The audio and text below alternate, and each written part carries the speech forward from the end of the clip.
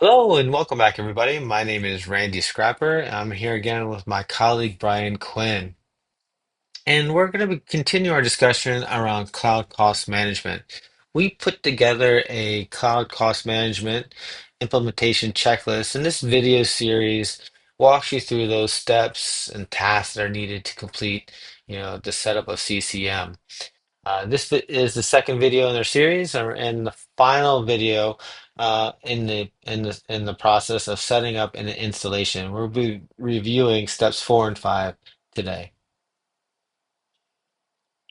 As I mentioned, we are on this journey. We have completed the first two steps or three steps of implementing or installing the application as well as the plugins. And we're going to be really focusing on the setup of the mid server as well as configuring Cloud Discovery and/or the Service Graph connector.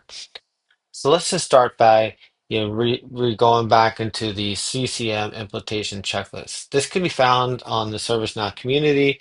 Here's a QR code that can easily take you there, so you don't have to navigate there yourself. As I mentioned today, we will be finishing up the final phase of final steps in the first phase of setup and installation.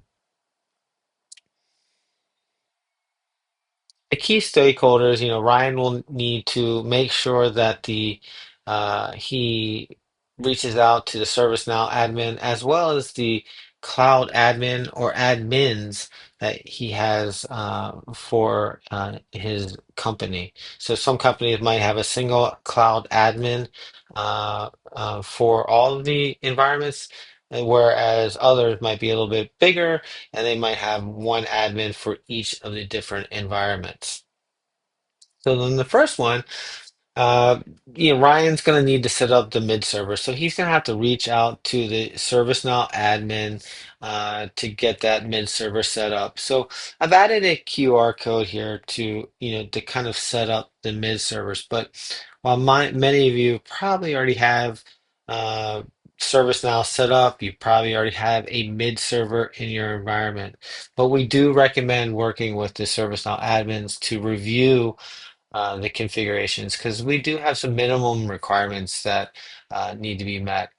The big ones here are kind of the heap size definitely needs to be increased to at least 8 gigs. The RAM size needs to be double the heap size, so that is going to fluctuate as you change that heap size.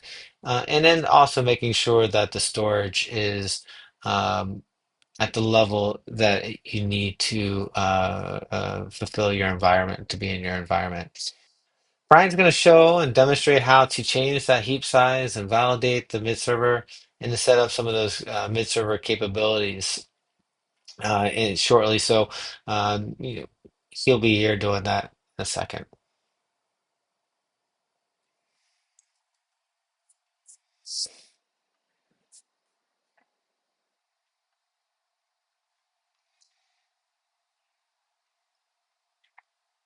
Hello, everyone, and welcome back. My name is Randy Scrapper, and I'm here with my colleague Brian Quinn. And here today, we're going to be talking about cloud cost management, and this is our second video in our video series around the CCM implementation journey.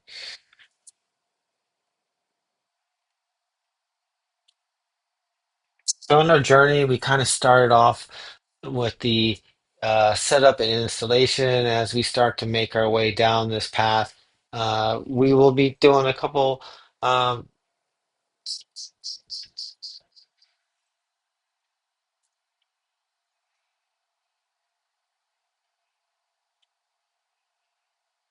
Hello, everyone, and welcome back. My name is Randy Scrapper, and I'm here with my colleague Brian Quinn. We are here today to continue our discussion around cloud cost management and specifically around that CCM implementation checklist that we created for you guys. This is our second video in our series, and we're going to be focusing on that last phase around steps 4 and 5 in that last phase.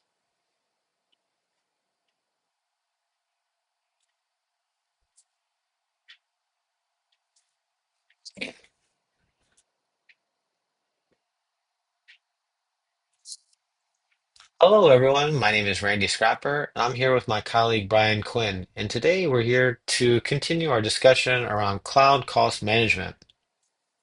We put together a CCM implementation checklist that guides you through those tasks and steps that need to be completed uh, when you set up CCM. And this video series will walk you through each of those steps.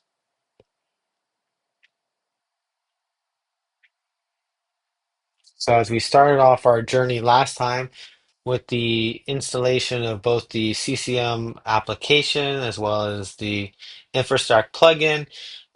We are going to continue our journey today in that first phase of setting up that mid server and configuring how we're going to get that cloud data ingested. So our implementation checklist can be found on the ServiceNow community. I have added a QR code right here to easily take you there. Um, as I mentioned, we are in that first phase, right? That we're in that setup and installation phase. And then today we are going to be talking about those last two steps, right? Setting up the mid server, as well as deciding on how we're going to get that cloud discovery information, our cloud environment information in there in our environment. Is it going to be through cloud discovery or is it going to be through a service graph or connector or two? So Ryan's going to need to reach out to, a couple of key stakeholders in these steps. He's going to, number one, he's going to have to continue to work with that ServiceNow admin since he doesn't have those admin rights in order to, get things done that he needs to get done in the ServiceNow environment. He's also going to need to reach out to the cloud admin or admins based on your company to also pull in or configure, make that connection with the cloud environments. So the first step is to set up the mid server, right? And Ryan's gonna have to reach out to the ServiceNow admin. Now I've added a QR code here down on the lower right hand side, and it walks you through installing the mid server. Now, this might be a fairly basic step of setting up a mid server, but we know that many of you guys might already have a mid server already up in your environment, but we recommend working with your ServiceNow admin to review that configuration to make sure that it meets the minimum requirements of doing a running CCM. A couple of the big ones would be the heap size and making sure that it's at least 8 gigs. That definitely will need to be updated in most environments, as well as the RAM size. So if you're updating the heap size, you're going to be updating the RAM size.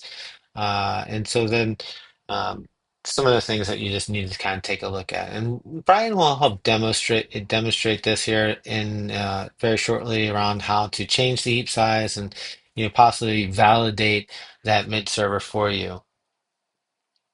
So as you're setting up the mid server in the ServiceNow admin, he's going to make sure that the mid server is running these CCM capabilities. Now, these capabilities are individual for each environment, and so we highly recommend avoiding using all mid-server capability. So we really don't want to have the mid-servers doing all three environments. We want it be more specific in assigning the capabilities to each specific mid-server. So making sure we define only the necessary capabilities that are going to be needed to optimize performance as well as security. So once you get the mid server set up, the next big question is to kind of figure out how you're or which way you're going to discover cloud discovery method you're going to use to pull in the information from your environments that best suits you and your organization the best, right? So my colleague Brian has added some Ask a Ranger videos here to kind of walk you through, choosing which is the best discovery method. Is it cloud discovery? Is it a service graph connector or is it a combination of both? Okay. So I would recommend walking through or watching that video where Brian shows you those advantages and disadvantages of each that helps you make you help you make it easier for you to decide. Um, so there's two different ways to kind of pull in that cloud discovery data. Uh, there is that ServiceNow discovery, and I've added a couple of links here to the documentation to do cloud discovery in ServiceNow, and how to set that up for each of the environments.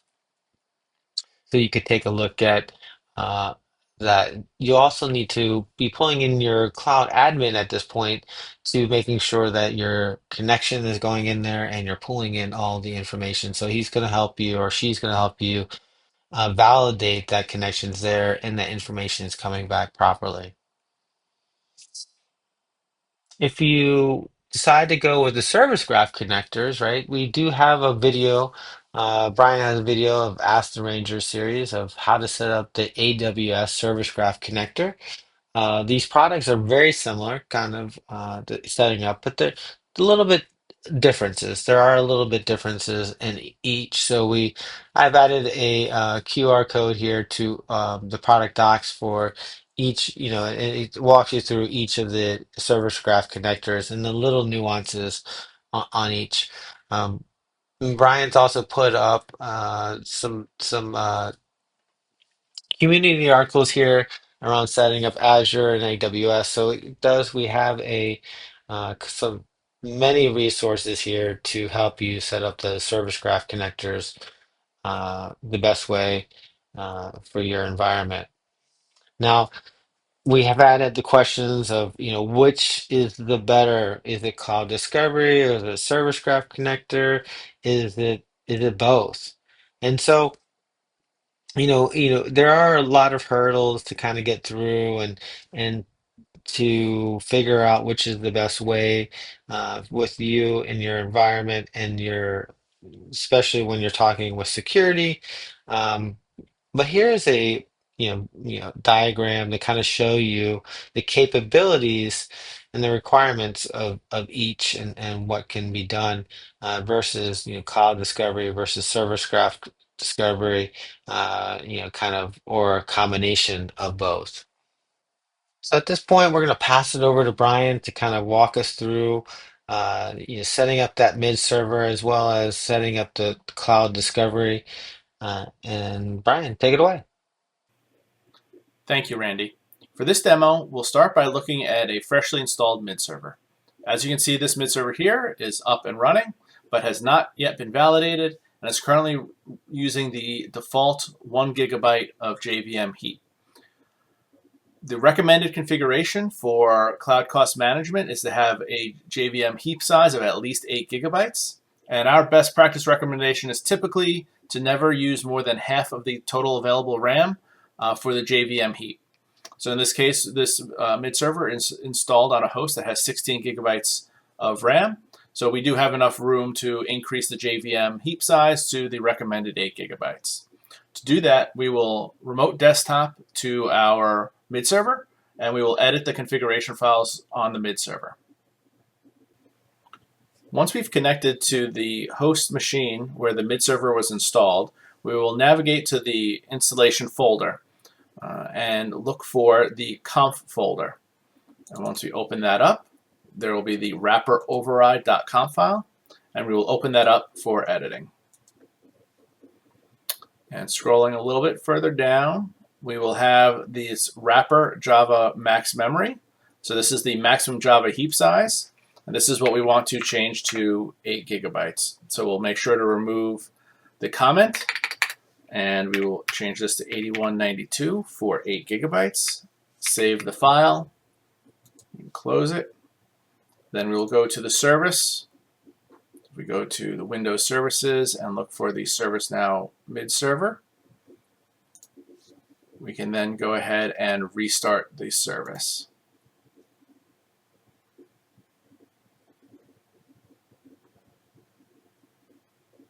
Now that the mid server has been restarted, we'll return to the ServiceNow instance and we'll make sure that the JVM heap size is reporting the correct value. Back on our ServiceNow instance, we can go to the list of mid servers and we will refresh the list. And now we should report with the 8 gigabytes of JVM heap size. Now that we've set the JVM heap size to the recommended 8 gigabytes, we can go ahead and validate this mid server and make sure it's configured with the right capabilities. To do that, we'll open up the mid server record. We will click validate.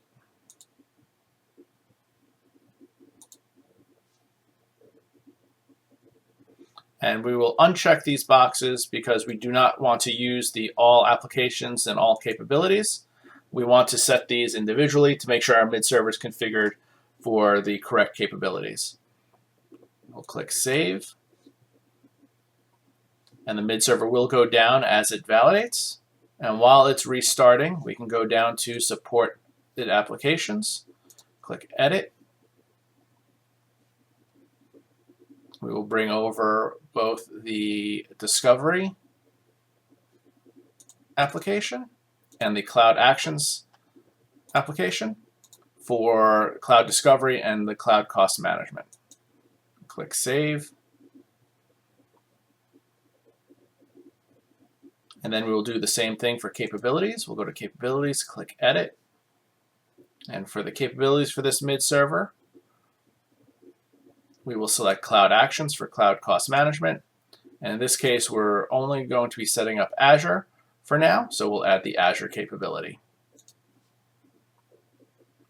And click save.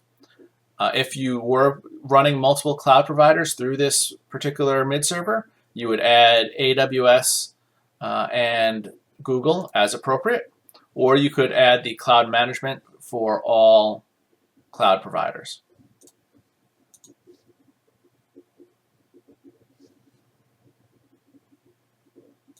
Okay, now that our applications and capabilities are set, our mid server is back up, and our JVM heap size is the proper value, now we can move forward and start setting up cloud discovery.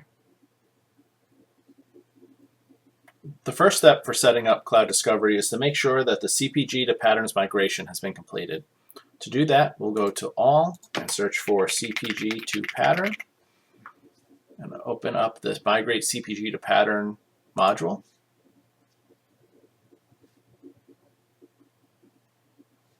And then from there, we will run the prerequisite check. And then we will migrate all. This instance has already had the migration completed, but I'm going to run it again. So I'm just going to click OK here to make sure all migrations are run. And this should run pretty quickly. In the background, what this migration is doing is it's disabling all of the legacy cloud API discovery steps and replacing them with patterns. So the patterns are already on the instance, but with the active flag set to false. So this will change that to true to make sure the patterns are used for discovery instead of the legacy cloud API steps. All right, once the migration is completed, now there are 2 ways to continue setting up cloud discovery. One is through the cloud discovery workspace, but in order to use that, you have to go to the ServiceNow store and install the Cloud Discovery Workspace store app. This instance does not have that installed, so we will go and use the legacy Cloud Discovery wizard. So to get to the wizard, we will go to all and search for Discovery Schedules.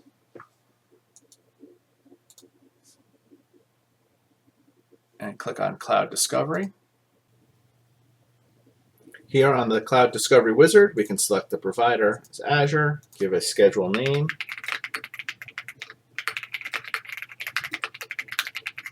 so give a mid-server selection type. In this case, we'll do specific mid-server and select the mid-server we configured for cloud cost management and cloud discovery. For adding an account, we will add the full Azure tenant here. And we will put the tenant ID. This will allow us to discover all of the subscriptions underneath the Azure tenant with a single discovery schedule. For larger Azure environments with probably thousands of subscriptions, you may want to consider breaking this up by management group instead. So you would have multiple discovery schedules, each with a management group, and you would put that management group ID in this field. And that will allow you to better control the discovery schedules and spread them out. And the multiple discovery schedule should cover multiple management groups, which in the end should cover all of your subscriptions in your Azure tenant. But in this case, we will do a discovery of the full Azure tenant. We will select credentials that have already been loaded into the instance. We will click Test Account. This will validate that the credentials are working and also retrieve the list of subscriptions that are part of this Azure tenant. Okay, we can see that the credentials worked and that it did discover the 3 subscriptions that are part of this Azure tenant. In this case, we're also going to check off pull events. This will help keep our CMDB updated on a regular basis.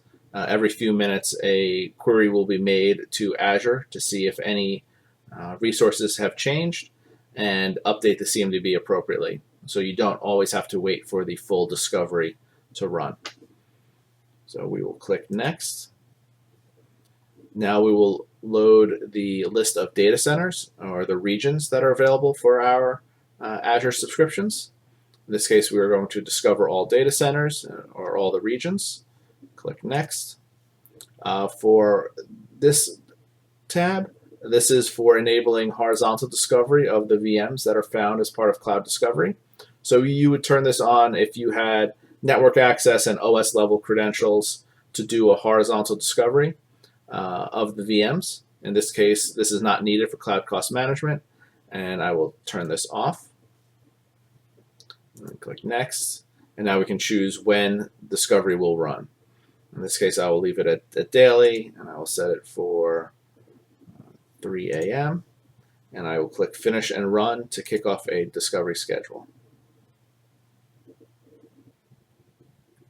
Now that our discovery schedule is running, we can go to All and to Discovery Status, and we can monitor this discovery run. This discovery run will take anywhere from a few minutes to a few hours to finish, depending on how large your Azure tenant is and how many mid servers you have, and if you configured more threads on the mid server, which we did not cover in this demo. But if you have just a few Azure subscriptions, it should only take a few minutes to run. So we'll wait here and we'll check back in once this discovery status has completed.